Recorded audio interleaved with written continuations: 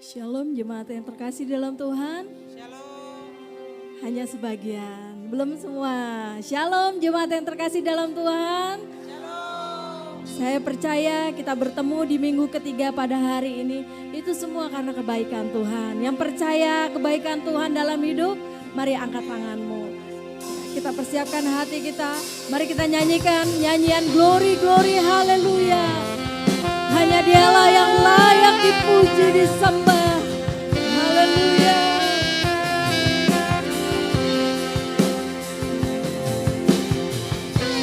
Terima kasih Bapa.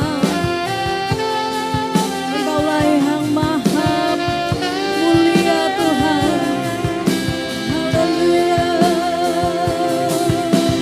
Glory, glory, haleluya. Glory, glory, haleluya.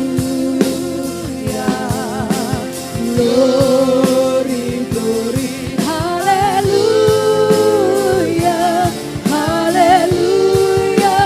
Puji, glory, haleluya. Glory, glory, haleluya. Glory, glory, haleluya. Glory, glory, haleluya. Haleluya. Puji. Mari jemaat Tuhan, kita bangkit berdiri bersama-sama. Glory, glory, haleluya. Glory, glory, haleluya.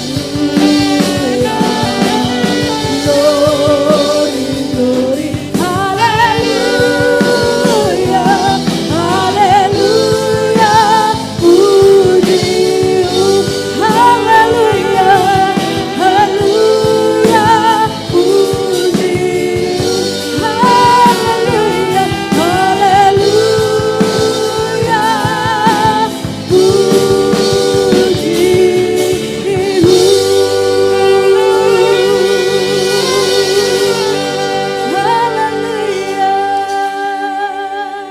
Segala hormat, puji, syukur hanya bagi nama-Mu Yesus. Kami bersyukur pada pagi hari ini kami boleh datang, boleh berkumpul di tempat ini. Terima kasih Bapa, terima kasih Tuhan Yesus. Kami mau berdoa Tuhan untuk ibadah hada pagi hari ini. Kiranya Engkau sendiri yang akan memimpin ibadah ini Tuhan. Kami percaya Engkau ada di tengah kami saat ini Tuhan.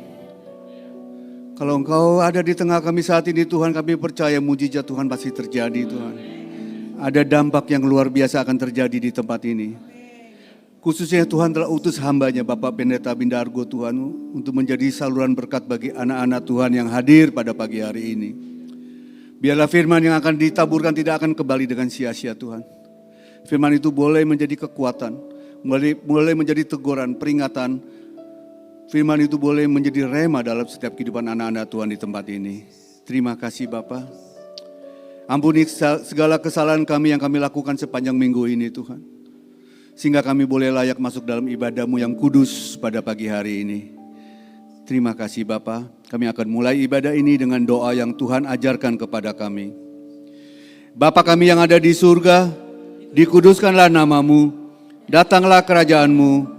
Jadilah kehendak-Mu di bumi seperti di surga. Berikanlah kami pada hari ini makanan kami yang secukupnya.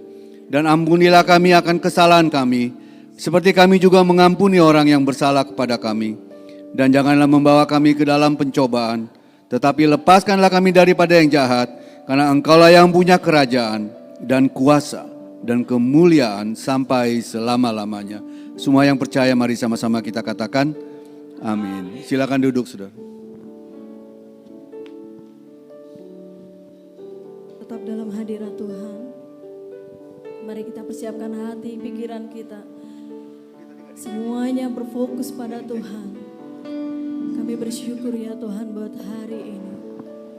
Penuhi kami selalu Tuhan. Haleluya. Penuhi hatiku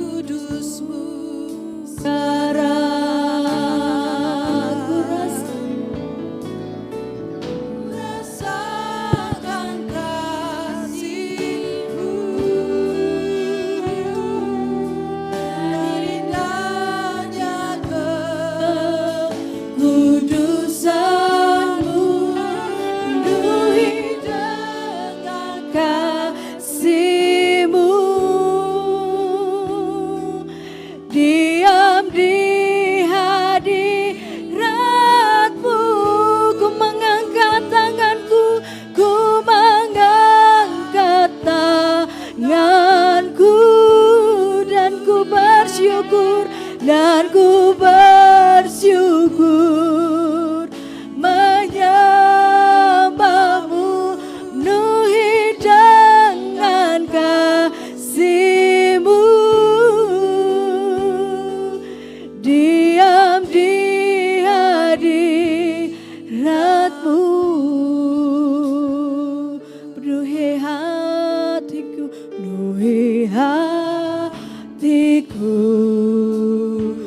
dengan hadir-Mu Tuhan, dengan hadir-Mu.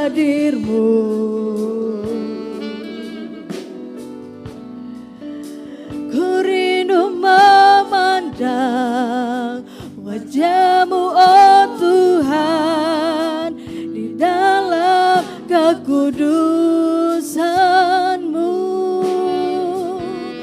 Bawaku dekat dengan hati-Mu. Kami rindu, ku rindu mendengar suara-Mu, oh Tuhan, di dalam kudus-Mu sekarang. Oh, ku rasakan kasih-Mu dan gundanya kekudusan-Mu, penuhi dengan kasih-Mu. Diam di hadirat-Mu,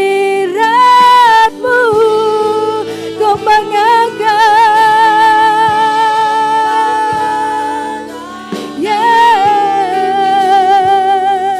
dan ku bersyukur menyembahmu penuhi dengan kasih-Mu. Diam di hadirat-Mu. Mari jemaat Tuhan kita bangkit berdiri. Allah, ku rasakan kasih-Mu dan indahnya kekudusan-Mu, penuhi dengan kasih-Mu. Diam di hadirat-Mu, ku mengangkat tanganku dan ku bersyukur menyembahmu penuhi dengan kasih-Mu. Diam di hadirat-Mu, ku rasakan kasih-Mu dan indahnya kekudusan-Mu, penuhi dengan kasih-Mu. Diam di hadirat-Mu, ku mengangkat tanganku dan ku bersyukur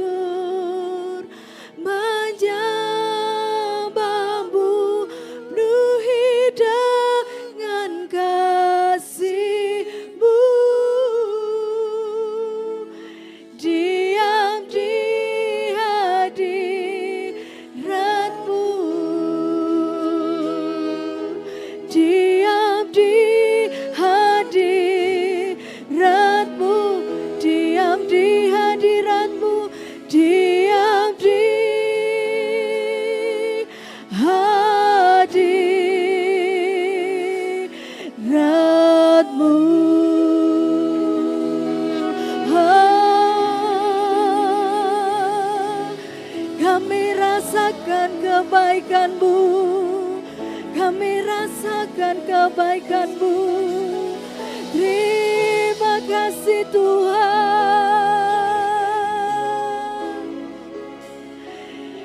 Kami mengangkat tangan kami berserah penuh.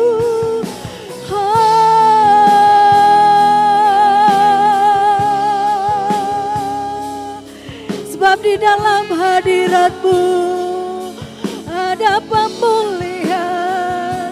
Sebab dalam hadirat-Mu ada ketenangan. Dalam hadirat-Mu ada kelepasan. Kami perlu Kau Tuhan.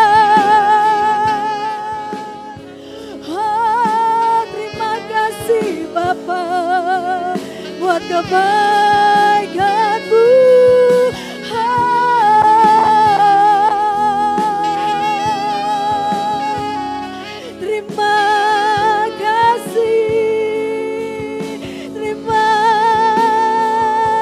Terima kasih Tuhan. Kami merasakan kebaikan-Mu di dalam hidup kami. Kau sungguh baik. Terima kasih Bapa. Haleluya.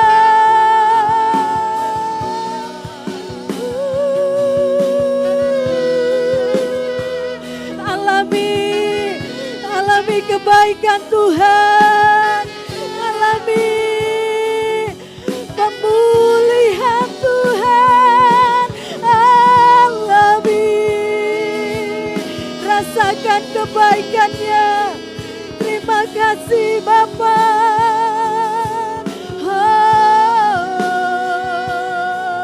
Terima kasih buat pemulihan.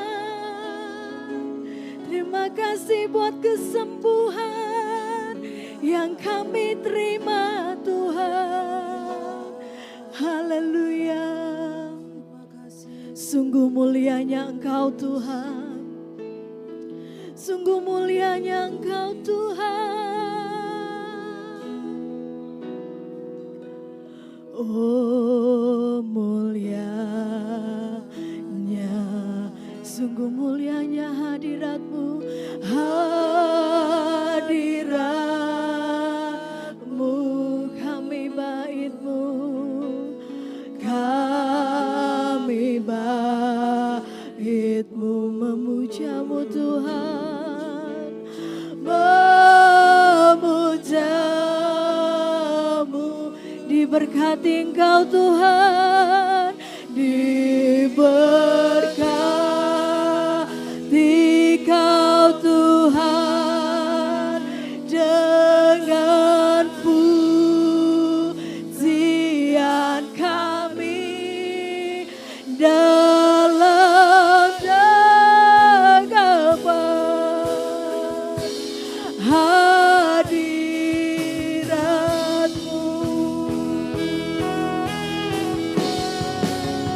Oh mulianya hadirat-Mu, hadirat-Mu, kami bait-Mu Tuhan. Kami bait-Mu memuja-Mu Tuhan. Memuja-Mu, diberkati Engkau Tuhan. Diberkati Kau Tuhan dengan pujian kami, dengan pujian kami dalam dagapan hadirat-Mu.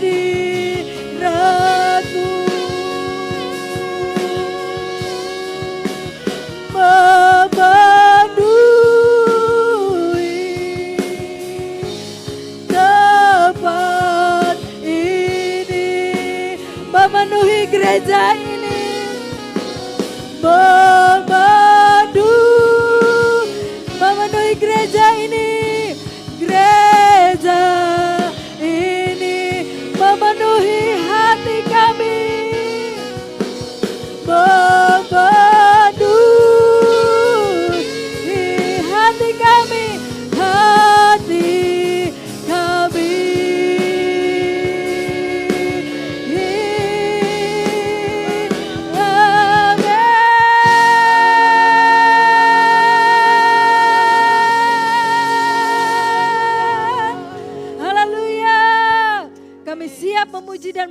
namamu ya Tuhan. Engkau Tuhan Raja Maha Besar. Di dalam nama Yesus kami mau bersuka cita. Haleluya, amin. Masih tetap berdiri dalam hadirat Tuhan.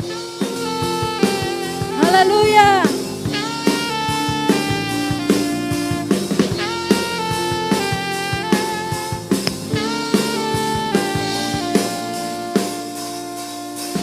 Raja mulia,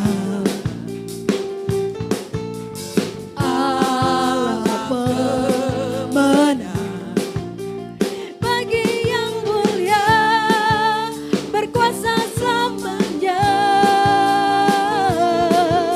Segala ciptaan sujud menyembah, sujud menyembah, bagi yang mulia, berkuasa selamanya. Kaulah Tuhan, Kaulah Raja, surga bumi menyembah, sorak-sorai kemenangan, bagi Raja mulia, kemuliaan bagi Allah yang berkuasa selamanya. Yeay. Raja mulia, Allah pemenang, Bapa yang kekal, berkuasa selamanya.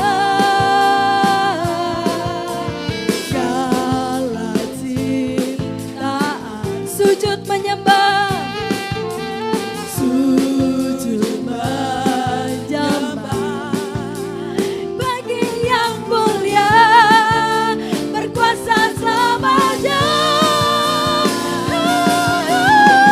Kaulah Tuhan, Kaulah Raja, surga bumi menyembah, sorai-sorai kemenangan, bagi Raja mulia, kemuliaan bagi Allah yang berkuasa selamanya. Yeay. Kaulah Tuhan, Kaulah Raja, surga bumi menyembah, sorak-sorai kemenangan, bagi Raja mulia, kemuliaan bagi Allah yang berkuasa selamanya. Yeay. Kaulah Tuhan, Kaulah Raja, surga bumi menyembah, sorak-sorai kemenangan, bagi Raja mulia, kemuliaan bagi Allah yang berkuasa selamanya. Yeay. Engkaulah Raja. Yeay. Yesuslah Raja. Haleluya. Beri kemuliaan bagi nama Tuhan. Tuhan kita Tuhan Raja Maha Besar. Siapa namanya? Tuhan kita Tuhan Raja Maha Besar. Siapa namanya? Yesus. Haleluya.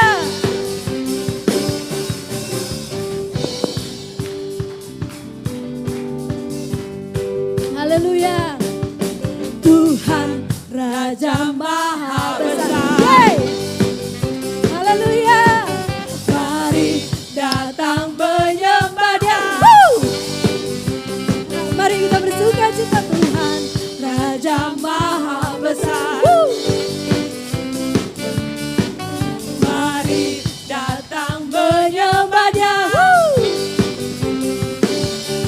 Dia pencipta dunia ini, Dia pembentuk gunung-gunung, kehadirannya datanglah, nyanyi bersyukur padanya, dengan bersuka, dengan bersuka, bernyanyilah, Dia batu keselamatan, puji Dia Tuhan Raja Maha Besar.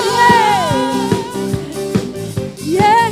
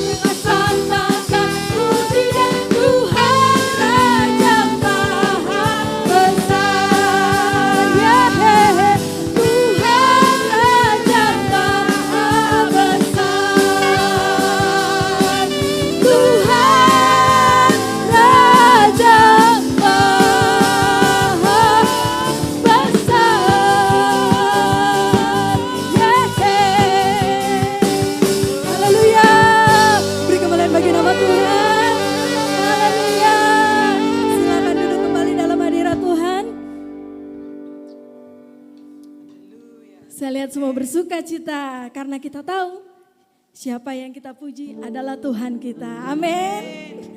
Amin. Mari kita persiapkan hati di pikiran kita untuk ditaburin oleh kebenaran firman Tuhan. Ajar kami Tuhan selalu mengerti segala rencana-Mu. Ajar kami selalu berharap hanya pada-Mu Tuhan. Haleluya. Terima kasih Bapa.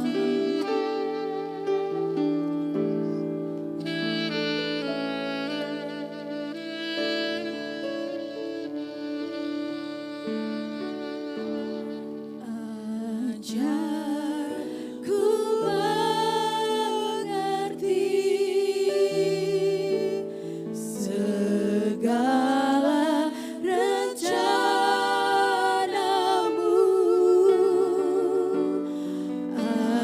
Ajarku berserah hanya padamu.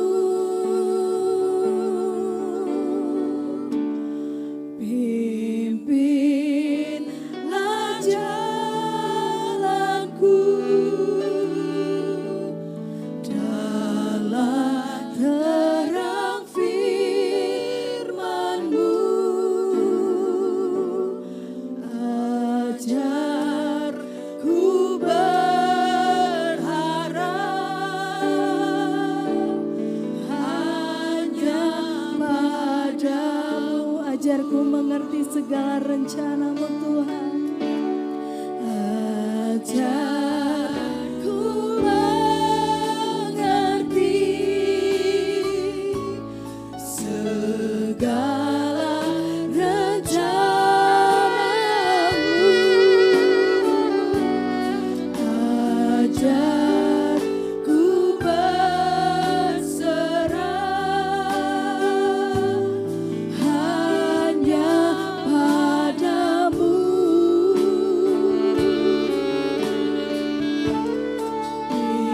Pimpinlah jalanku dalam terang firman-Mu. Ajarku berharap hanya padamu.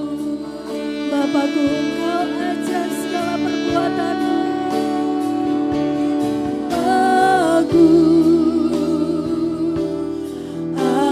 ajar segala rancangan-Mu.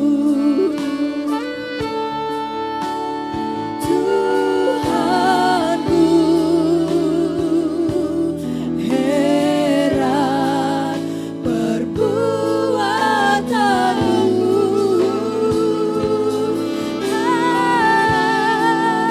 Engkau sanggup mengadakan segala yang ku perlukan menurut kehendak-Mu. Terjadilah. Bapakku, ajaib segala rancangan-Mu. Mari kita bangkit berdiri. Bapakku, ajar segala rancangan-Mu.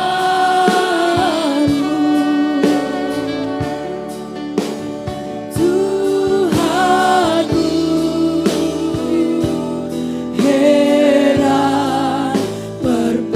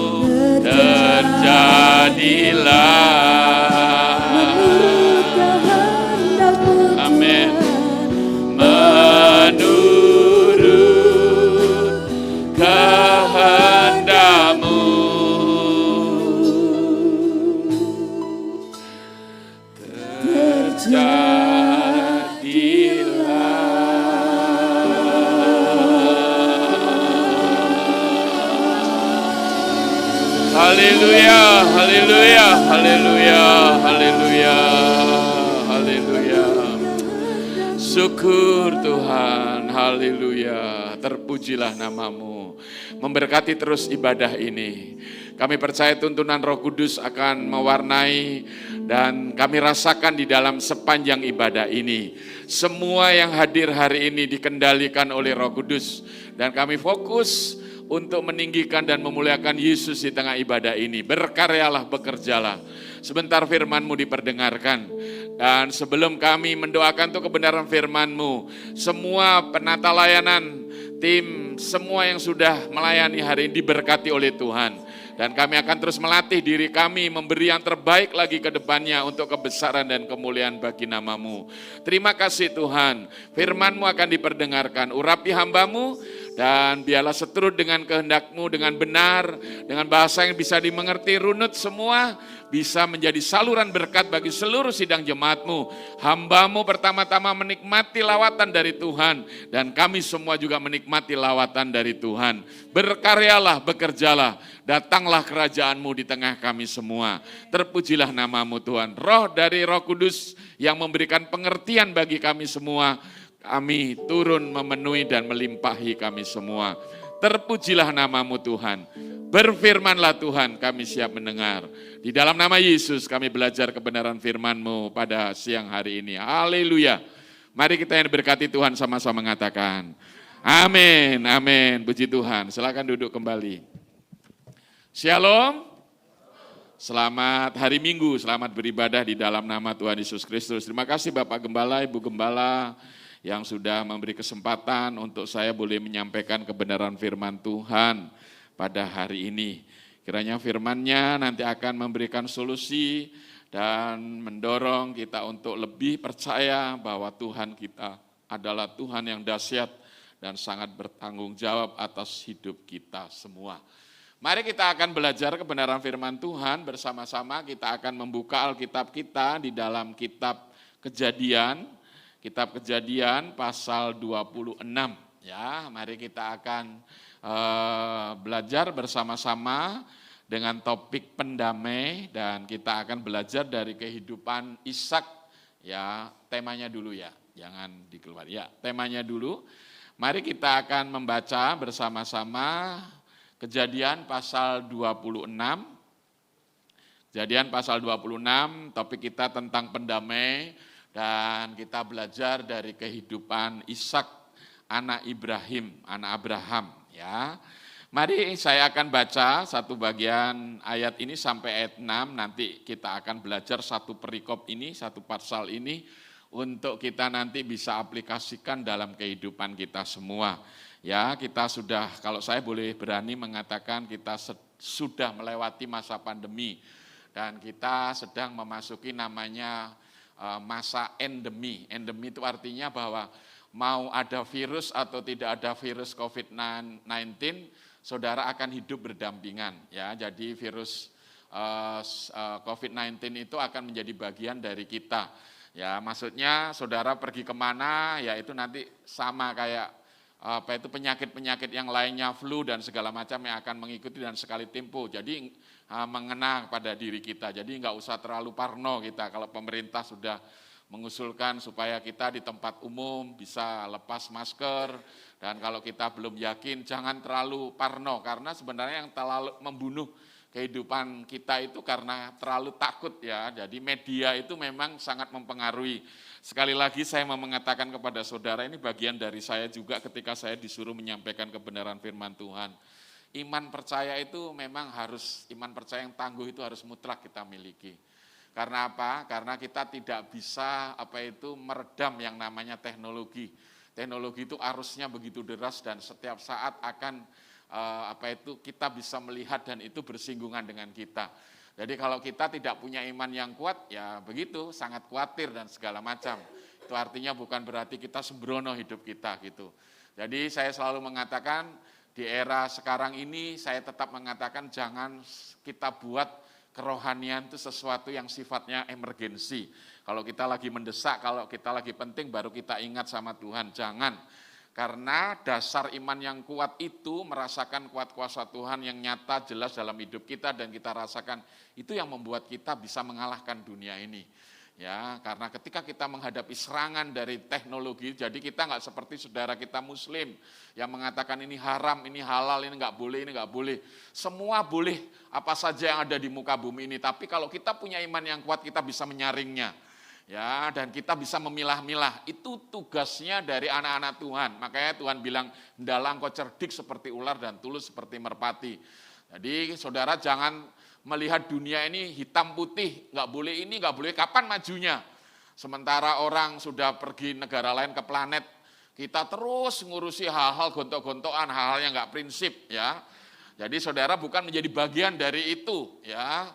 Jadi maju terus, teknologi itu kita harus taklukkan, teknologi itu harus kita kuasai, hal-hal yang positif dari teknologi itu yang kita serap. Dan kalau kita mau menggunakan untuk kemuliaan Tuhan, gunakanlah teknologi untuk kemuliaan Tuhan. Yaitu yang dikatakan firman Tuhan, Tuhan Yesus mengatakan bahwa Injil akan diwartakan di muka bumi. Bagaimana supaya cepat? Ya menggunakan teknologi. Ya teknologi itu harus kita gunakan untuk kemuliaan nama Tuhan. Ya. Jadi nggak boleh kita mengatakan ini haram, ini nggak boleh masuk neraka dan segala macam. Ya, jadi saya mau menunjukkan kepada saudara semua bisa secara proporsional menggunakan teknologi itu adalah bagian dari kehidupan kita. Ya, itu yang saya kasih prolog. Ya, mohon maaf Pak Gembala, saya harus karena gereja kami itu sudah sejak April sudah buka ya, berani buka. Ngomong gitu, walaupun gereja kami itu agak parno juga karena ketua majelisnya seorang dekan dari Fakultas Kedokteran Udayana, jadi harus pakai peraturan ini dan segala macam. Akhirnya semua gereja sudah berani onsite. Gereja kami itu 2 tahun tutup, hanya online saja. Seperti itu karena ketua majelisnya adalah dekan dari Fakultas Kedokteran, ya seperti itu di Universitas Udayana. Jadi sejak bulan April sudah mulai untuk buka ya, dan saya mau mengajak kepada kita semua, ajak teman-teman kita. Ini adalah masa-masa yang tersulit dan saya selalu mengatakan gereja nggak perlu hanya simpati saja, tapi gereja harus empati. Empati turun ke bawah, kalau ada sesuatu yang perlu kita tolong tidak hanya cukup mendoakan apa saja, dan itu bukan hanya dari koceknya Pak Gembala dengan Ibu Gembala, tapi siapa saja di tempat ini, mari melayani saudara-saudara kita. Empati itu paling penting sekarang di era pemulihan ini, saudara-saudara. Empati itu artinya apa? Saudara dengar, ada orang yang minta tolong, kita datangi, kita doain, beri semangat. Tapi kalau perlu, tidak semuanya kita tolong, tapi kita membantu mereka. Itu gereja yang akan bertumbuh sekarang. Semua gereja sekarang mengalami transisi, yaitu apa? Jemaatnya pada nggak tahu kemana semua. Selama 2 tahun itu, termasuk gereja tempat kami melayani. Dan saya mengajak kepada kita semua yang ada di tempat ini, saudara-saudara yang sudah ada, bertumbuh di gereja ini, mari saling mengingatkan, melihat saudara kita, melihat keluarga kita, melihat tetangga kita, pekalah dan ajak mereka untuk percaya kepada Yesus, ajak untuk ibadah. Dan ibadah harus memang dirayakan dengan segenap hati, karena itu yang membuat semua hidup lebih bergairah dan penuh semangat, itu didasari seperti itu ya. Mohon maaf saya jadi agak slack juga gitu ya. Maksudnya saya nanti sore saya juga ada di gereja lain melayani, saya juga ingin supaya saudara jangan terlalu parno ya, maksudnya mari maju untuk kita bersama-sama dan jangan hanya mengasihani diri sendiri dan mengingat diri sendiri, tapi empati untuk kita peka, peduli dan orang-orang di seputar kita ajak bagaimana supaya digembalakan di gereja lokal. Ya, itu penting, penginjilan penting, pengajaran penting. Tapi bagi saya setelah dengar firman Tuhan, ada penginjilan harus diarahkan di dalam penggembalaan supaya dia tergembala sampai dia menghadap kepada Allah Subhanahu wa taala. Dia tetap sehat walafiat dan kerohaniannya tetap stabil. Jadi penggembalaan itu nggak boleh diremehkan ya. Saya mau mengatakan kepada saudara-saudara semua. Mari kita akan membaca bagian firman Tuhan ini bersama-sama di dalam Kejadian pasal 26 ya. Kejadian pasal 26 kita akan membaca bagian ini. Maka timbullah kelaparan di negeri itu. Ini bukan kelaparan dalam zaman Abraham. Ini bukan kelaparan yang pertama yang telah terjadi pada zaman Abraham. Sebab itu Ishak pergi ke Gerar kepada Abimelek, raja orang Filistin. Lalu Tuhan menampakkan diri kepadanya serta berfirman, janganlah pergi ke Mesir, diamlah di negeri yang akan kukatakan kepadamu.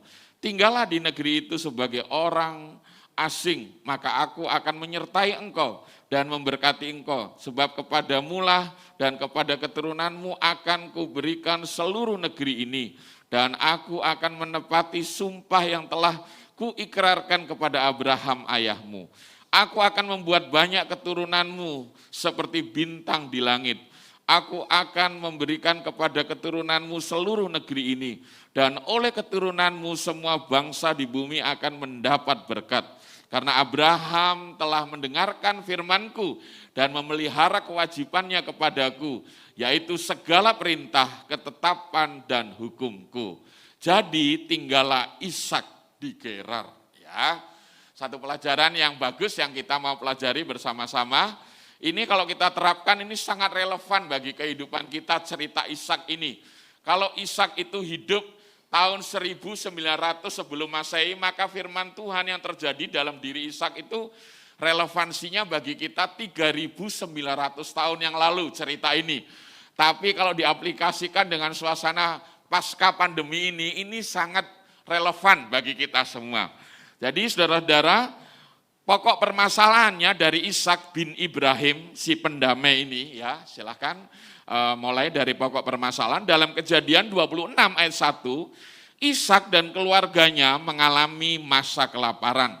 Dan ini artinya ya khawatir, ya takut karena banyak yang ditanggung jawabi oleh keluarga Ishak. Dan akhirnya Ishak bertindak. Dan ketika dia bertindak, Ishak mencari hidup yang layak dan pindah ke negeri Filistin, ya. Dan awal orang-orang di zamannya Abraham pada waktu itu kalau ada susah, menderita kelaparan, sering pergi ke Mesir. Sebelum ada kisahnya Yusuf, kisah bagaimana yang luar biasa dalam Kejadian 37 sampai pasal 50, itu pemahaman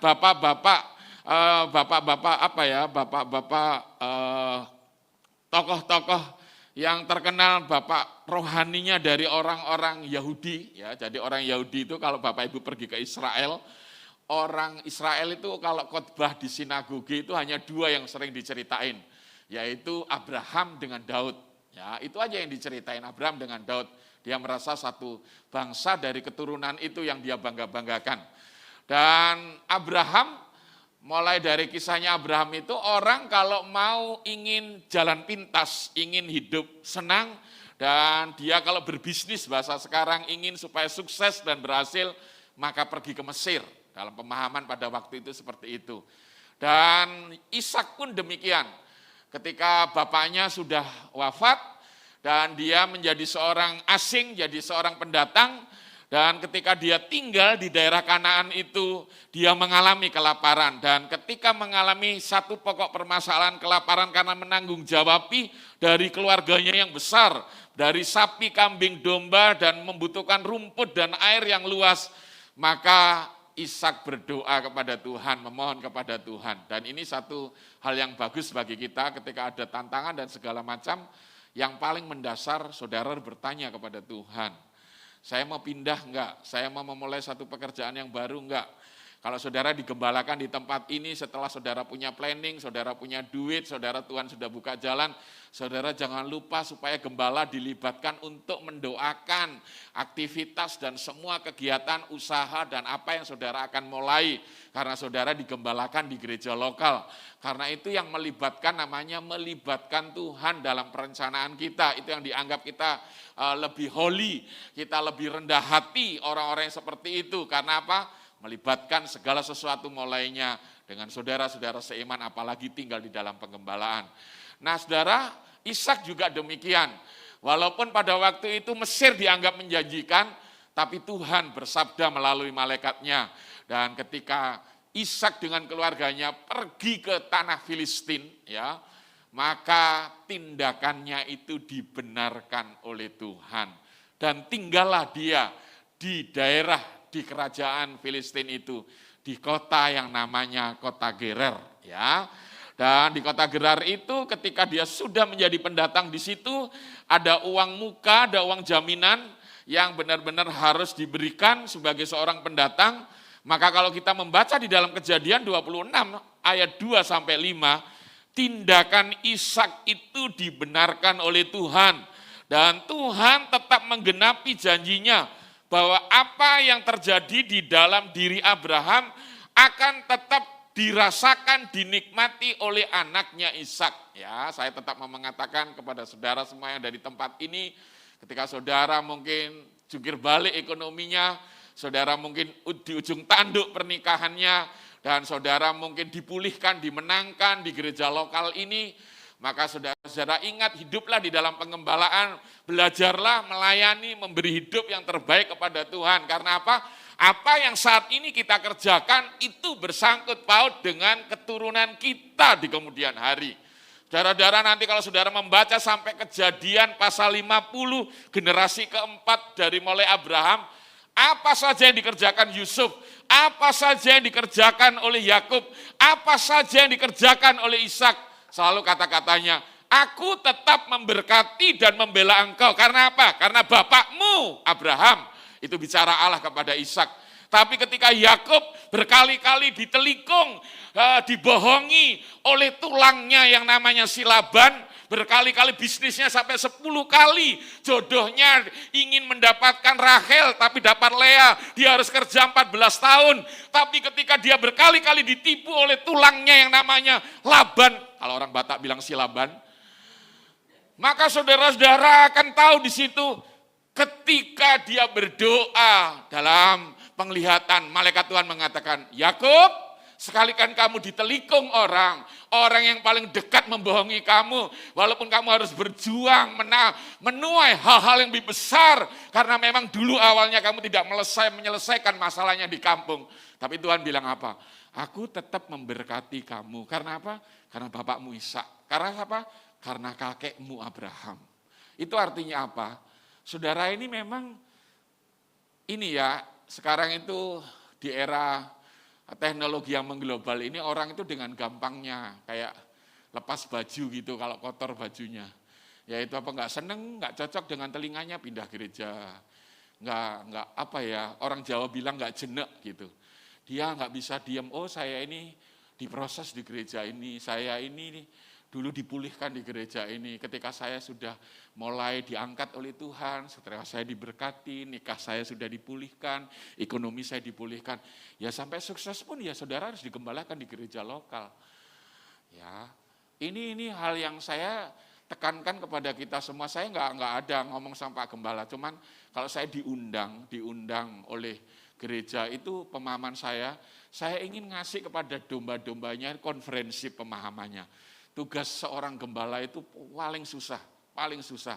Jawatan itu sebenarnya ada 5 kalau Efesus 4 ayat 11. Mulai dari namanya nabi itu ditaruh di jempol ini Bapak Ibu. Terus itu yang namanya, dimulai dari rasul dulu itu jempol ini. Baru setelah itu nabi itu tukang nunjuk dosa, itu telunjuk. Oh ini di sini ada orang berzina di sini, itu kalau ada orang khotbah itu namanya kenabian. Baru setelah itu ini, kalau di Amerika kan nggak boleh begini ya. Tapi yang di tengah ini bicara tentang apa? Bicara tentang penginjil, punya karisma. Seperti Bapak Rohani Saudara Gilbert, khotbah di mana aja dia punya karisma. Ngomong itu. Itu dari ini yang paling punya karisma. Khotbahnya satu kadang-kadang bisa diputerin di Indonesia. Dan orang mau mendengar. Ya, itu penginjil. Baru setelah itu ini jari manis ini adalah gembala. Dan kelingking ini adalah pengajar atau guru. Jadi orang yang biasanya kalau galak, judes, tertib sekali, nggak boleh segala sesuatu hitam putih, itu dosen itu. Itu nggak bisa jadi gembala karena jemaatnya akan habis dimarah-marahi terus. Iya, itu yang namanya kelingking itu. Kalau saudara nggak punya cotton bud itu kan suka garuk-garuk gitu, bikin gatel. Khotbahnya terus marah-marahi aja ngomong. Itu namanya guru. Ya. Dan guru jangan sering suruh khotbah, karena apa? Bisa habis jemaatnya. Tapi kalau gembala ini, ada pemahaman di gereja saya Tabernakel, itu diberi namanya cincin, diberi namanya pertahanan ekstra. Karena apa? Yang ngurus dari hamil sampai lahir sampai mati itu adalah gembala. Nah, saudara-saudara harus hidup dalam pengembalaan, saudara harus hidup di dalam pengembalaan. Dan ketika saudara hidup dalam pengembalaan, saudara harus mengklaim janji Tuhan. Klaimnya apa? Saya bertumbuh di gereja ini. Ketika saya melayani, ketika saya bertumbuh bersama di gereja ini, apa yang saya buat itu bersangkut paut dengan anak cucu saya di kemudian hari. Jadi ini menjadi satu dasar landasan bagi kita semua yang ada di tempat ini, supaya kita ini tidak, orang Jawa bilang purian. Sedikit ada nggak senang pindah, nanti nggak senang lagi ke sana pindah, dibaptis lagi di sana. Oh, di sana di gereja saya yang lama dulu nggak alkitabiah, segala macam. Ya, saudara, hiduplah dalam pengembalaan. Dan ketika saudara sudah dipulihkan, diberikan kemenangan, saya mau mengatakan, dari apa yang saudara miliki itu, lakukanlah yang terbaik untuk Tuhan. Karena firman Tuhan bilang, apa yang kita buat itu akan bersangkut paut dengan anak cucu kita di kemudian hari. Jadi kalau di gereja kita jadi pecundang, troublemaker, lihat aja nanti. Lihat aja anaknya, cucunya seperti apa. Walaupun secara finansial dia dicukupi dan segala macam. Tapi dalam perkumpulan orang ganggu aja gitu, klasik orangnya. Unik orangnya, seperti itu. Dan saya bisa belajar dari pengalaman si Ishak ini. Dan Ishak ini mengatakan apa? Dia walaupun dalam ketakutan, kekhawatiran, dan kehabisan yang namanya ekonomi karena tanahnya di daerah Kanaan yang dia tempati itu sesuatu yang sudah habis, dia melibatkan Tuhan. Dan ketika dia bertanya, dia pergi melangkah ke Filistin. Dan ketika dia pergi ke Filistin, tindakannya dibenarkan oleh Tuhan. Dan Allah berfirman, kamu tetap aku berkati walaupun kamu menjadi pendatang di kerajaan Filistin. Itu ceritanya di dalam ayat 2-5. Di sana dikatakan tindakan Ishak itu dibenarkan. Bisa dikeluarkan ya. Kejadian 26 ayat 2-5. Tindakan Ishak dibenarkan Tuhan. Tuhan tetap menggenapi janji berkatnya kepada yang namanya Ishak. Ya. Silahkan multimedianya, ya bisa, silahkan dikeluarkan dulu.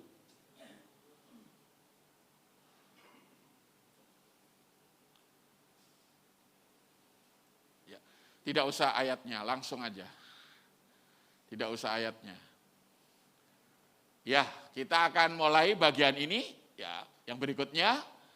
Sekarang ketika tindakannya sudah dibenarkan oleh Tuhan tinggal di negeri Filistin, permasalahan di negara Filistin, apa yang dihadapi oleh Ishak ini? Ya, kalau kita membaca Kejadian 26 ayat 12-16, maka kita bisa melihat bahwa sebagai pendatang, justru Ishak itu sukses dan berkuasa.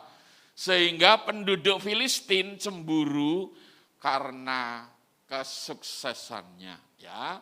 Jadi ketika kita belajar bersama-sama sebagai pendatang, dia sukses dan berkuasa, dan akhirnya penduduk negeri Filistin di situ dikatakan bahasa saya cemburu dan mengusirnya. Dalam Kejadian pasal 26 ayat 12-16, ya. Demikian firman Tuhan. Maka menaburlah Ishak di tanah itu, dan dalam tahun itu juga ia mendapatkan hasil 100 kali lipat, sebab ia diberkati Tuhan, dan orang itu menjadi kaya, bahkan kian lama kian kaya, sehingga ia menjadi sangat kaya. Ia mempunyai kumpulan kambing domba dan lembu, sapi, serta banyak anak buah, sehingga orang Filistin itu cemburu kepadanya. Ya, sampai di situ. Dan sambung lagi ayat 15 dan 16, segala sumur yang digali dalam zaman Abraham ayahnya oleh hamba-hamba ayahnya itu telah ditutup oleh orang Filistin dan ditimbun dengan tanah. Lalu kata Abimelek kepada Ishak, pergilah dari tengah-tengah kami, sebab engkau telah menjadi jauh lebih berkuasa daripada kami. Ya, jadi saudara-saudara, tidak menutup kemungkinan ketika saudara dipulihkan di gereja ini dan saudara bertumbuh di gereja ini, saudara diberkati oleh Tuhan. Dan biasanya kita bisa melihat hal-hal yang bisa terjadi aspek sosial di mana-mana saja sebagai pendatang karena rajin, dia lebih sukses ya. Dan ini yang terjadi di dalam diri Ishak ya. Saya mau mengatakan kuncinya sederhana, memulai segala sesuatu bertanya pada Tuhan, berdoa kepada Tuhan, melibatkan Tuhan dalam perencanaan. Ini kelihatan sederhana loh bahasa saya. Tapi saya mau mengatakan, kalau saudara hidup di dalam pengembalaan di gereja lokal ini, apa saja yang kita mau kerjakan, libatkan Tuhan dalam perencanaan. Dan kita bisa belajar dari kehidupan si Ishak ini ya. Setelah dia tinggal di situ, karena mulai dengan melibatkan Tuhan dalam perencanaan, dia menjadi orang yang sangat luar biasa diberkati sebagai pendatang di negeri Filistin. Sampai rajanya Abimelek mengatakan apa? Kamu balik lagi keluar dari negeri saya ini. Karena apa? Kamu jauh lebih kaya dari saya. Dia diusir. Ya. Dan ketika dia diusir ya, yang paling menyedihkan bukan hanya diusir saja, tetapi bisnisnya, mata pencahariannya dari Ishak dengan keluarga besarnya ini disabotase oleh orang-orang Filistin. Ini pakai bahasa saya ya. Jadi bukan hanya dia cemburu, iri, dan melihat dia lebih sukses lagi, tapi bukan hanya itu saja, selain diusir, sudah mengusir, bisnisnya, itu yang mata pencariannya daripada Ishak ini disabotase oleh orang-orang Filistin. Ya. Itu yang kita bisa pelajari di dalam Kejadian pasal 26 ayat 17 sampai 22. Bisnis mata airnya, mata pencahariannya disabotase. Dalam hal ini apa? Bisnisnya dia ya air itu. Ya, karena dulu punya kambing, lembu, domba itu butuh apa? Butuh lahan, rumput dengan air.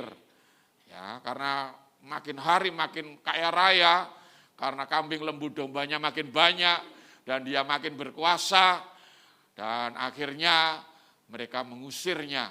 Dan lebih parah lagi ketika dia diusir, disabotase. Dan disabotase bagian apa? Airnya ini berkali-kali yang digali dalam sumur itu ditutup oleh orang-orang Filistin. Ya. Nah, hari ini saya akan belajar bersama-sama respon ya. Setelah respon nanti kita akan belajar aplikasi. Ya. Apa responnya ketika dia sudah sukses, memulai dari bawah, setelah itu disabotase. Apa responnya Ishak? Ini yang kita mau pelajari bersama-sama. Ada dua responnya yang kita mau pelajari, dan itu sangat relevan bagi kita semua. Ya, dan itu butuh perjuangan.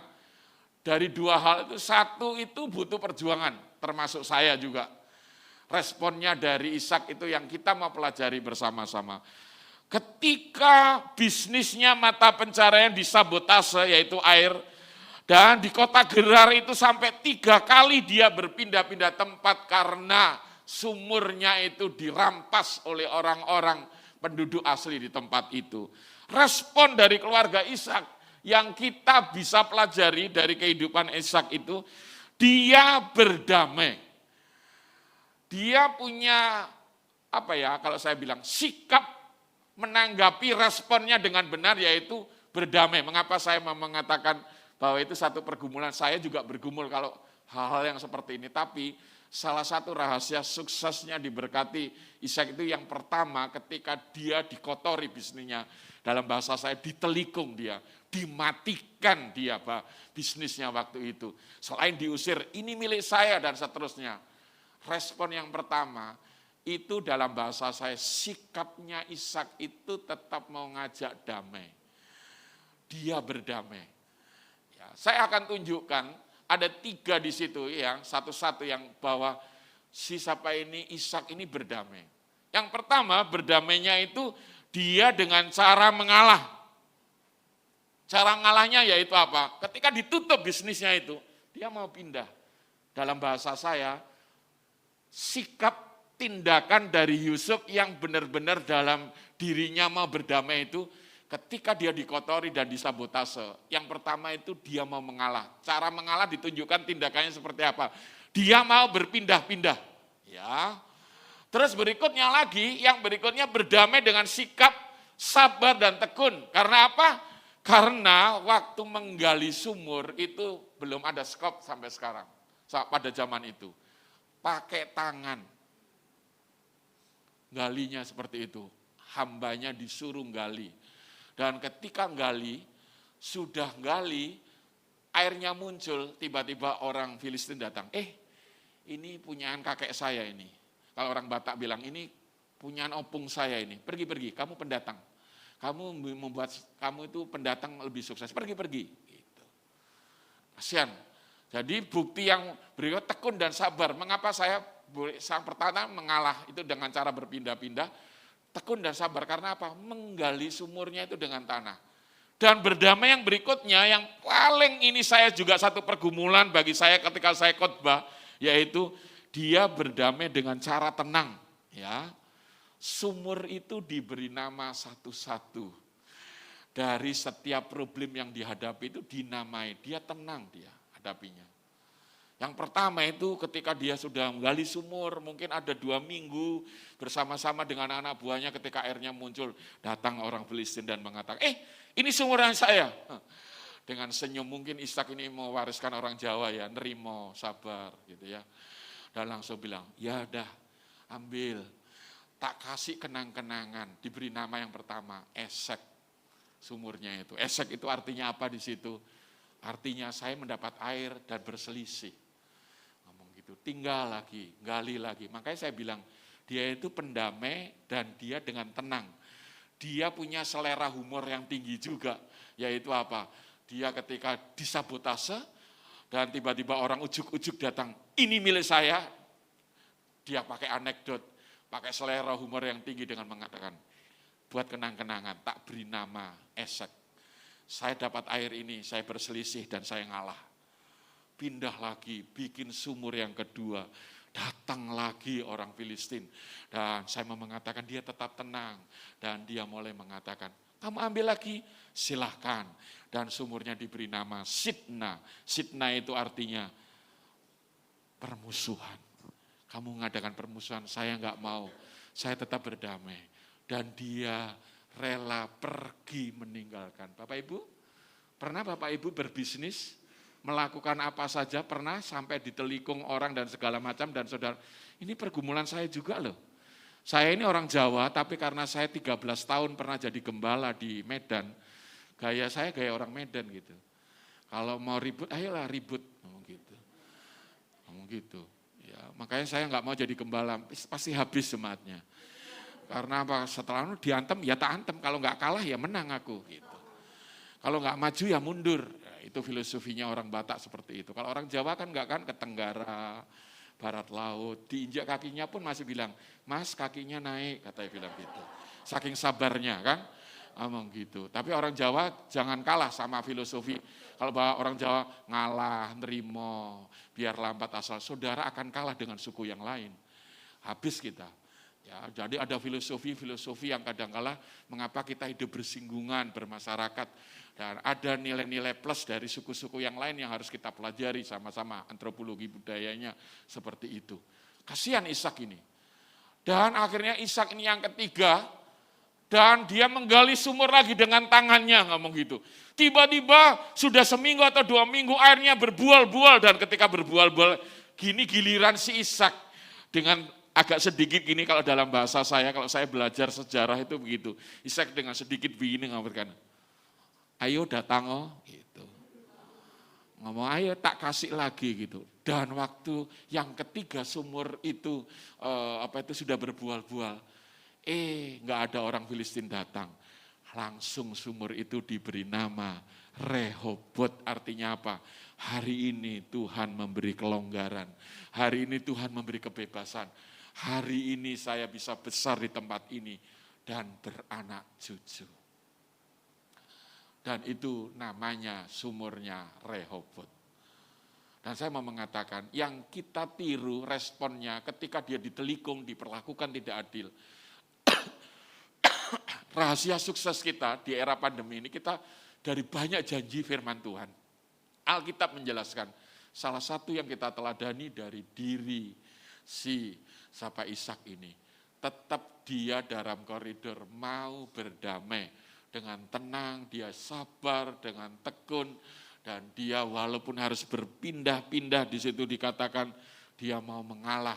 Itu yang dikatakan bahwa ciri salah satu yang kita mungkin izinkan ketika di era endemi ini saudara memulai satu pekerjaan yang baru dan saudara diizinkan oleh Tuhan harus bisa mengalah, harus tetap sabar, harus tetap tenang, harus tetap tekun, dan itu adalah bagian yang saya sebutkan. Ishak itu si pendamai. Responnya dari Ishak, dia membawa damai, dia tidak mau terganggu, hatinya dikotori dengan perbuatan-perbuatan yang dilakukan oleh orang Filistin sebagai penduduk asli dan orang mayoritas di Filistin pada waktu itu.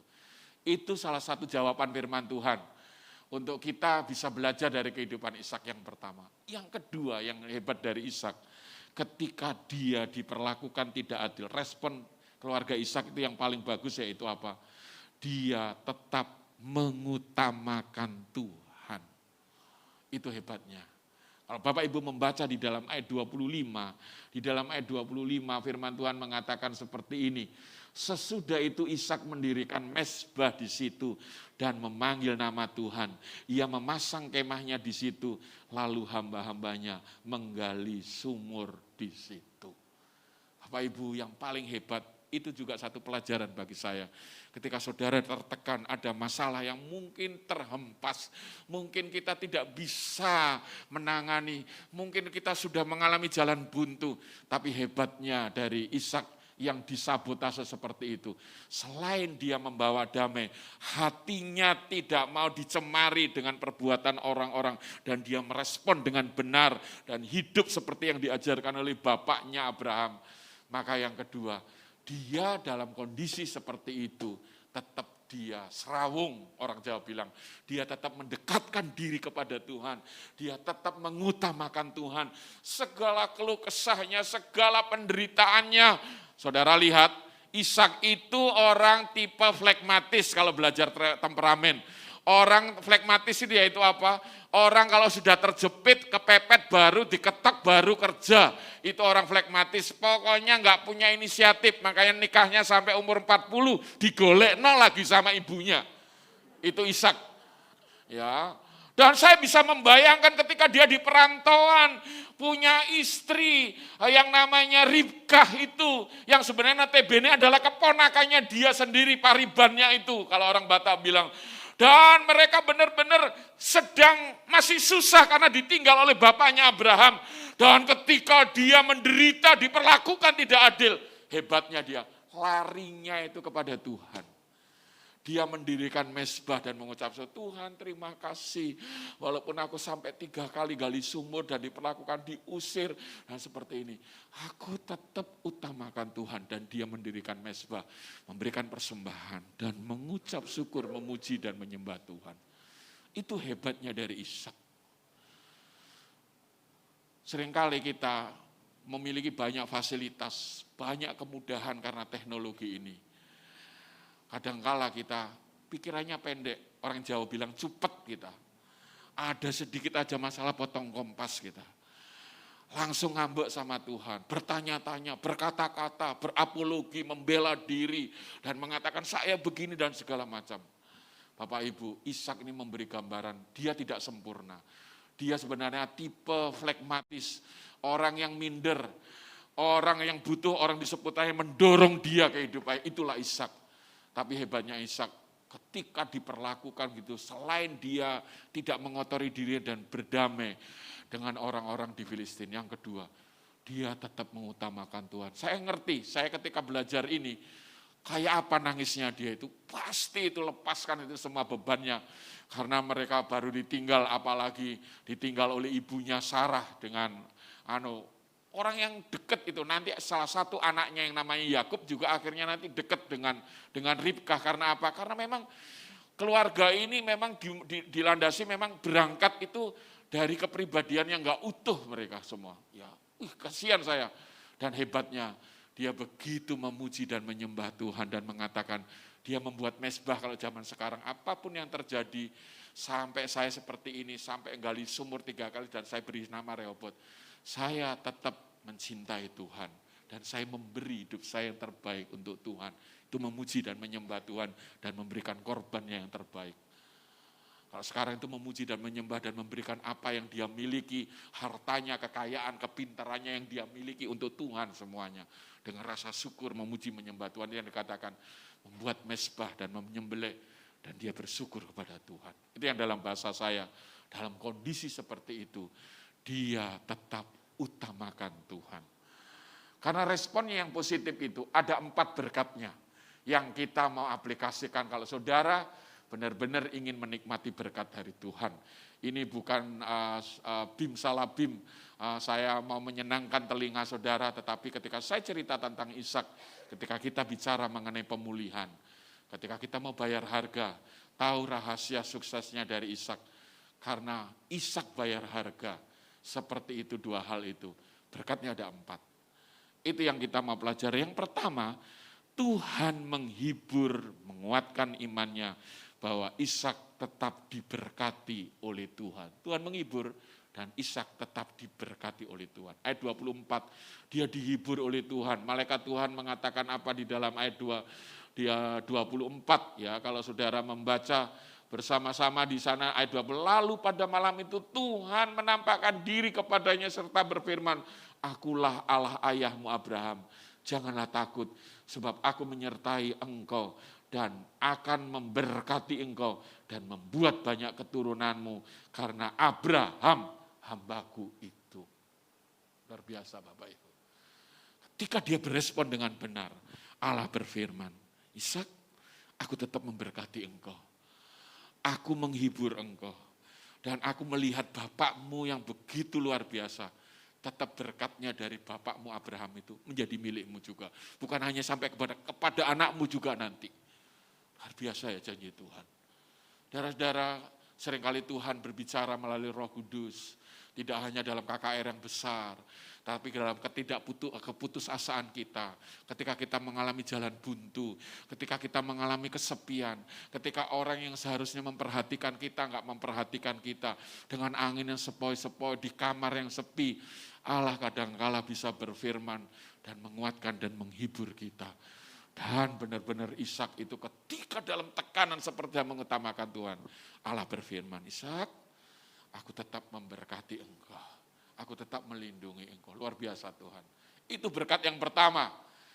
Di era pandemi ini, hal-hal yang semacam ini harus kita rasakan di dalam diri.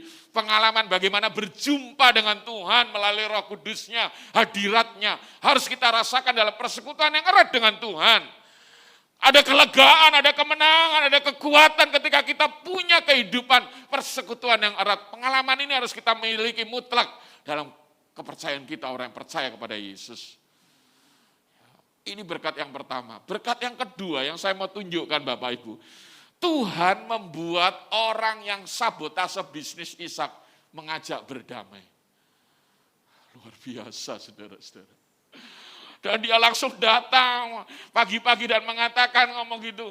Aku tahu bahwa Tuhanmu itu membela engkau. Tuhanmu itu menyertai engkau. Kamu lebih kaya dan segala macam. Dan akhirnya Ishak nanti ayo kita makan-makan, kita syukuran. Dan mereka makan bersama-sama dan mereka berdamai. Dan justru saya mau mengatakan orang yang dulunya membuat dia sengsara itu datang dan mengajak berdamai. Itu berkat yang kedua. Tantangan ekonomi apa yang saudara hadapi saat ini?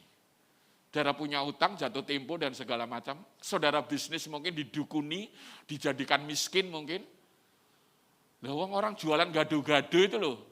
Main dukun juga loh. Jualan gado-gado 13.000 itu loh satu bisa main dukun. Maksudnya apa?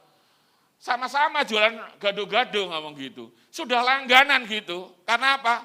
Dipercii garam pagi-pagi sama yang jualan musuh lawannya itu.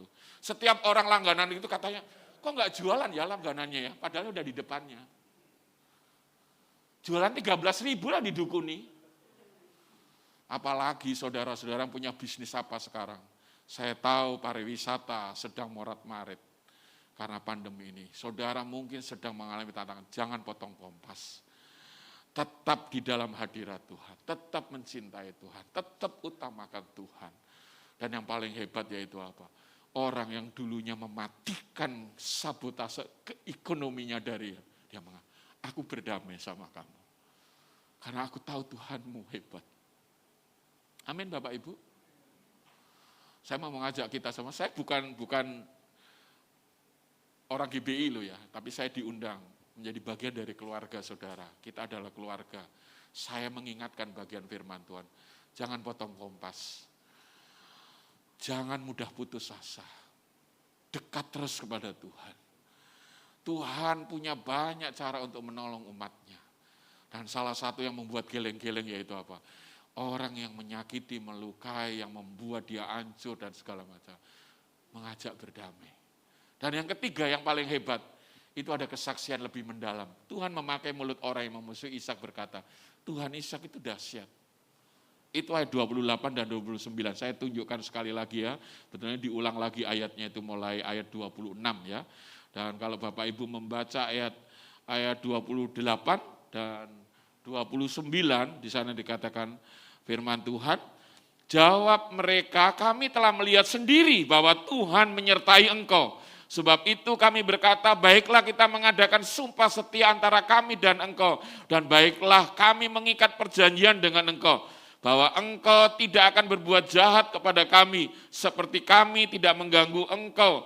Dan seperti kami semata-mata berbuat baik kepadamu dan membiarkan engkau pergi dengan damai. Bukankah engkau sekarang yang diberkati Tuhan?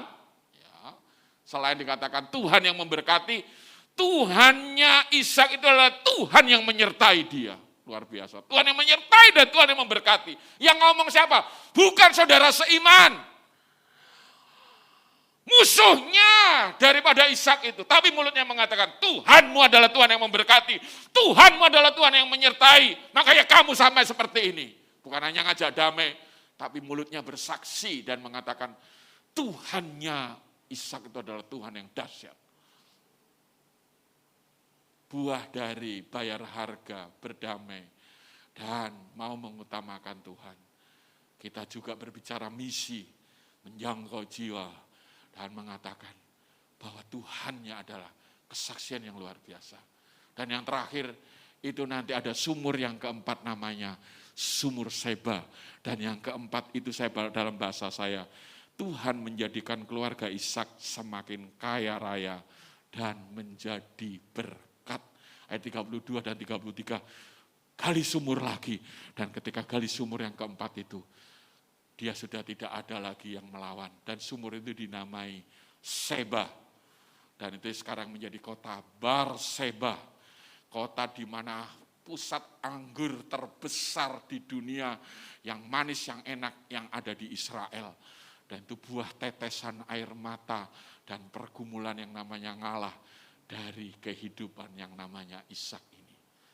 Makanya saya bilang, Ishak tambah kaya raya dan menjadi berkat juga. Ada orang kaya tapi medit.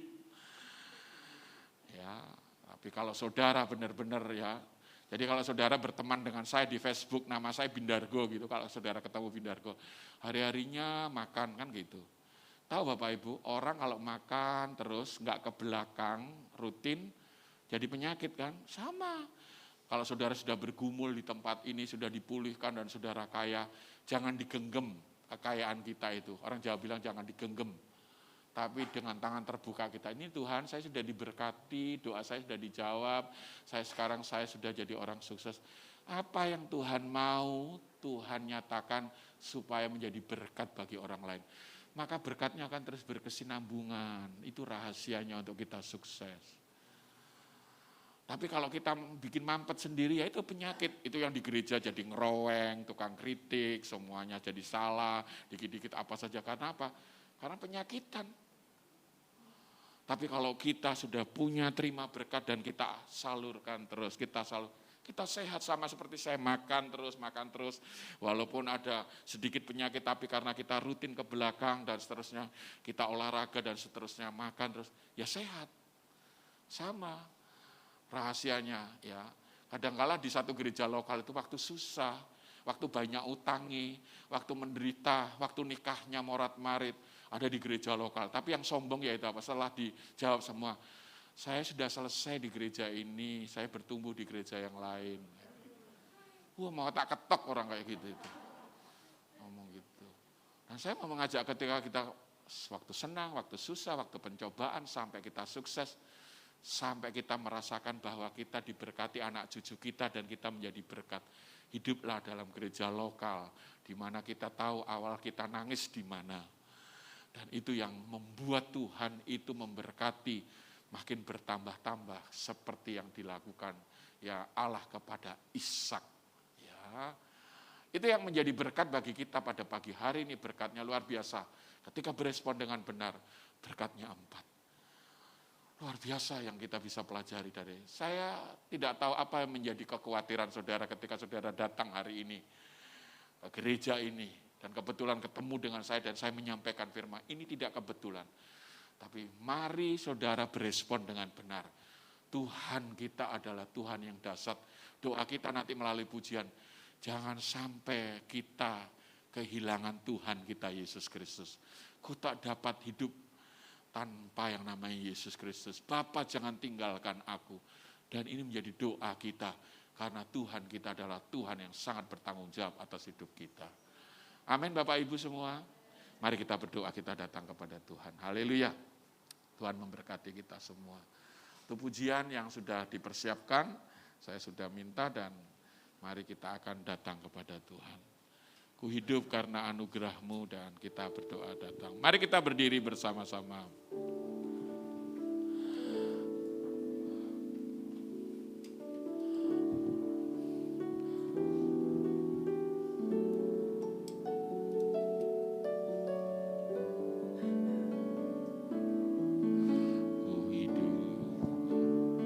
Terlalu rendah Pak, naikkan lagi. Ku hidup karena anugerah-Mu, tiada satu pun dapat ku banggakan, semua karena cinta-Mu.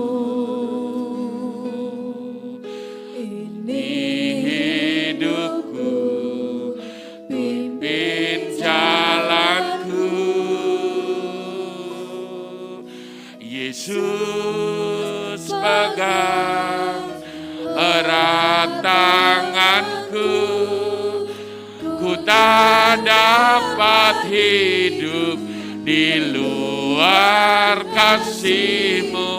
Bapa, jangan tinggalkan aku, Engkau alasan selama ku hidup. Yesus pegang tanganku, Yesus pegang erat tanganku, ku tak dapat hidup di luar kasih-Mu. Bapa, jangan tinggalkan aku, Engkau alasan selama ku hidup. Amin, haleluya. Nyanyikan pujian ini dengan segenap hati. Ku hidup karena anugerah-Mu, tiada satu pun dapat ku banggakan, semua karena cinta-Mu. Amin, amin. Ini hidupku, tuntun jalanku. Yesus pegang erat tanganku, ku tak dapat hidup di luar kasih-Mu. Bapa, jangan tinggalkan aku, Engkau alasan selama ku hidup. Yesus, pegang erat tanganku. Amin. Glory, haleluya. Benar Tuhan, benar. Haleluya, haleluya. Mari kita datang kepada Dia. Jangan tinggalkan aku Tuhan, dan aku tetap mau mendekat kepadamu. Haleluya. Engkau alasan selama ku hidup. Engkau alasan selama ku hidup. Semua tutup mata. Kita mau menyembah, kita mau datang kepada Tuhan. Mari kita belajar berjiwa besar. Jangan merasa bahwa diri kita paling menderita. Ketika kita ada tantangan, ada masalah. Semua setelah pasca pandemi ini, semua menderita. Dan saya mau belajar mengajak kepada kita semua seperti Ishak. Ketika kita sedang memulai sesuatu dan kita mungkin diperlakukan tidak adil, mari kita jangan mengotori diri kita, tetap berdamai, mengalah, tenang, tetap berespon dengan benar, bahkan mengutamakan Tuhan, lari kepada Tuhan. Allah kita tidak dibatasi oleh waktu, Allah kita tidak dibatasi oleh tempat. Artinya apa? Kapanpun kita bisa menghadap kepada Dia. Allah tidak dibatasi oleh tempat, artinya dimanapun kita bisa datang kepada Tuhan. Allah kita tidak dibatasi oleh bahasa, Dia mengerti segala bahasa kita. Allah kita adalah Allah yang sempurna, yang akan menolong tepat pada waktunya. Saudara akan pulang dari tempat ini, buang sampah kehidupan saudara hari ini dalam nama Yesus. Saya buang sampah itu. Saya akan pulang dengan kemenangan yang baru. Saya pulang dengan kehidupan yang baru. Saya akan mengutamakan Tuhan. Dan saya akan menjaga hati saya. Banyak janji di dalam Alkitab. Saya belajar dari kehidupan Ishak ini. Haleluya. Mari kita berdoa. Angkat dua belah tanganmu, kita datang kepada Dia. Sembah Dia. Haleluya Yesus. Terima kasih. Kau melihat tangan-tangan yang diangkat Tuhan.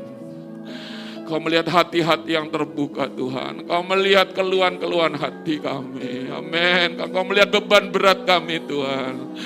Kami buang segala kekhawatiran kami, sampah-sampah kehidupan yang membuat kami Tuhan jauh dari Engkau. Kami hancurkan, kami putuskan itu semua dalam nama Yesus.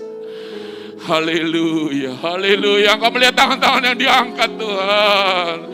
Kau melihat hati-hati yang dibukakan dari ini Tuhan. Berbicaralah kepada kami. Haleluya. Haleluya. Haleluya. Haleluya. Berbicaralah kepada kami semua Tuhan.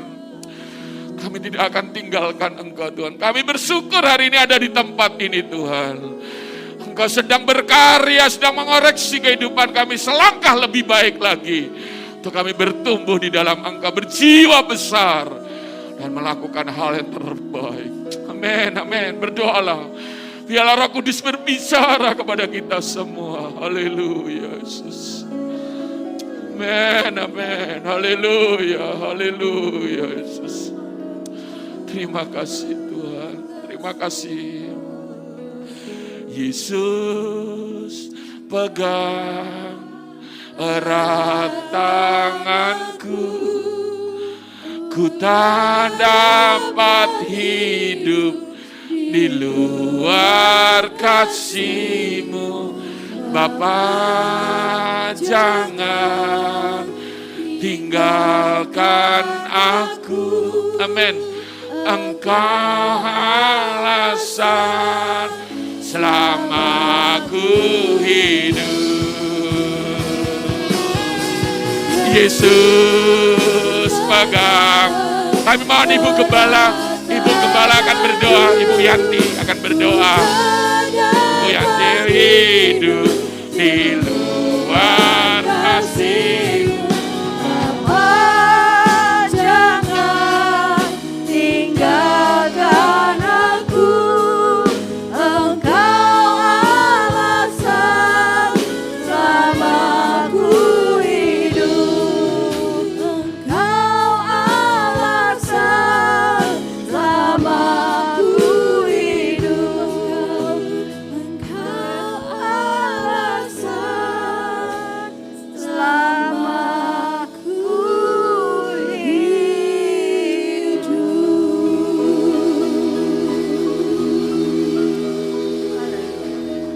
Silakan duduk Bapak Ibu. Bapak, kami mengucap syukur Tuhan untuk waktu yang indah yang Kau berikan kepada kami untuk kami boleh diajar kebenaran firman-Mu. Terima kasih Tuhan, kami mau seperti Ishak Tuhan, menjadi orang-orang pendamai.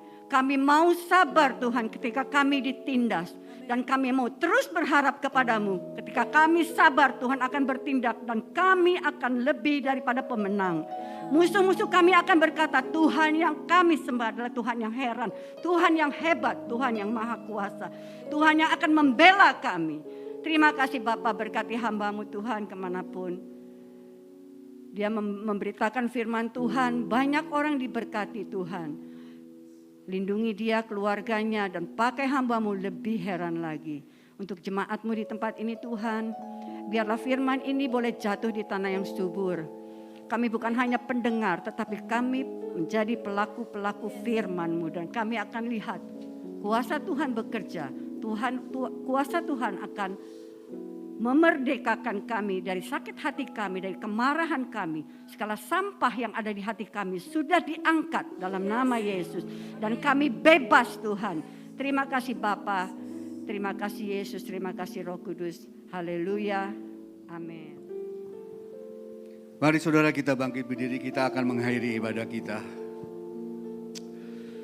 Bapa, terima kasih Tuhan, ibadah boleh berjalan dengan tertib Tuhan. Kami percaya Tuhan Engkau yang memimpin ibadah ini dari awal pertengahan hingga akhirnya. Khususnya firman-Mu yang telah ditaburkan Tuhan. Biarlah kami boleh terus mengandalkan Engkau Tuhan. Biarlah kami boleh terus datang pada Tuhan. Karena setiap orang yang mengandalkan Tuhan, orang yang datang kepada Tuhan, tidak akan pernah dikecewakan Tuhan. Terima kasih Tuhan. Biarlah apapun yang kami mau lakukan Tuhan, biarlah kami boleh melibatkan Engkau sedini mungkin Tuhan. Dan seandainya itu pun tidak sesuai dengan apa yang menjadi keinginan kami Tuhan, tetap kami mengucap syukur padamu Tuhan. Apapun yang kami alami, kami tetap mengucap syukur Tuhan. Karena ucapan syukur kami itu akan membuka pintu berkat. Tuhan akan mencurahkan berkat. Tuhan akan segera menolong apapun yang saudara alami saat ini. Percayalah, kita punya Tuhan yang dahsyat. Terima kasih Bapa, terima kasih Roh Kudus atas segala kebaikan dan kasih Tuhan. Kalau sebentar kami juga akan berpisah Tuhan, satu dengan yang lainnya. Tapi kami percaya kasih Tuhan, penyertaan Tuhan, perlindungan Tuhan tidak pernah lepas dari pengawasan-Mu Tuhan. Perlindungan Tuhan, penyertaan sempurna atas anak-anak Tuhan yang hadir pada siang hari ini. Begitu pula pada hambanya Bapak Pendeta Bindalgo Tuhan. Penyertaan dan perlindungan Tuhan sempurna atas hambanya. Tuhan jauhkan dari niat-niat orang jahat. Terima kasih Bapa, terima kasih Roh Kudus. Saudara, mari kita angkat kedua tangan kita untuk menerima berkat Tuhan dan katakan amin, maka ini akan terjadi dalam hidup saudara. Diberkatilah keluargamu, diberkatilah kesehatanmu, diberkatilah apa yang engkau kerjakan, dan diberkatilah engkau yang mengasihi Tuhan lebih dari segalanya. Oleh karena itu saudara yang dikasihi Tuhan, marilah kita hidup takut akan Tuhan. Jangan menyimpang ke kanan ataupun ke kiri. Sehingga kemanapun kita pergi, hidup kita akan beruntung. Karena Tuhanlah yang akan membela kita. Tuhanlah yang akan menyertai kita. Tuhan akan membuat saudara menjadi kepala dan bukan ekor. Dan engkau akan terus naik dan tidak akan turun. Dan apapun yang saudara kerjakan, Tuhanlah yang membuat berhasil. Oleh karena itu saudara yang dikasihi Tuhan, terimalah berkat daripada Bapa, Putra, dan Roh Kudus. Mulai saat ini sampai Maranatha, Yesus datang untuk kedua kalinya. Semua yang percaya dan telah menerima berkat Tuhan, mari sama-sama kita katakan, amin. Kiranya Engkau